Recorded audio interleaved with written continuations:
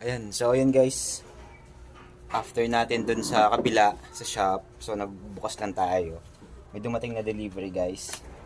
Di ko na sasabihin saan galing. Pero ayan, ilang box to Noy? Isa, dalawa, tatlo, apat. Okay. So, ayan, display tayo. Walang pusang unto, makulit. Ito nga pala yung pusa ko guys, si Ashnok. Ayun. Diba? Makulit yun eh. Makulit yun. So ayan, display tayo guys. Samahan nyo kami. So paano ko ba ito gagawin? Nay, nasan yung stand ko? Masaya to guys. Habang naghihintay ako guys ng customer.